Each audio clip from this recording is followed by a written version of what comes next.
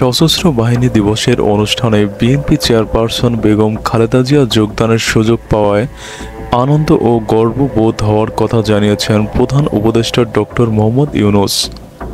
বৃহস্পতিবার ২১ নভেম্বর বিকেলে সেনাকুঞ্জে দিবসটি উপলক্ষে আয়োজিত অনুষ্ঠানে প্রধান অতিথির বক্তব্যে শুরুতেই তিনি খালেদা জিয়াকে স্বাগত এবং অংশগ্রহণের জন্য ধন্যবাদ জানান। ডক্টর মোহাম্মদ ইউনূস বলেন, বেগম খালেদা জিয়া আজ এখানে আমাদের মাঝে উপস্থিত আছেন। এক যুগ ধরে তিনি এই মহা সম্মেলনে অংশ নেওয়ার সুযোগ পাননি, আজ সুযোগ পেয়েছেন। আমরা সবাই আনন্দিত এবং গর্বিত যে আপনাকে এই সুযোগ দিতে পেরেছি। তিনি বলেন, শারীরিক অসুস্থতা সত্ত্বেও এই বিশেষ দিবসে সবার সঙ্গে শরিক হওয়ার জন্য আপনাকে ধন্যবাদ। এই অনুষ্ঠানে আপনাকে বিশেষভাবে স্বাগত জানাচ্ছি। এ সময় খালেদা জিয়ার আশু রোগ মুক্তি কামনা করেন প্রধান উপদেষ্টা। সেনাকুঞ্জের এই অনুষ্ঠানে যোগদানের মধ্য দিয়ে দীর্ঘ অর্ধ যুগ পর সশরীরে কোনো কর্মসূচিতে যোগ দিলেন সাবেক এই প্রধানমন্ত্রী।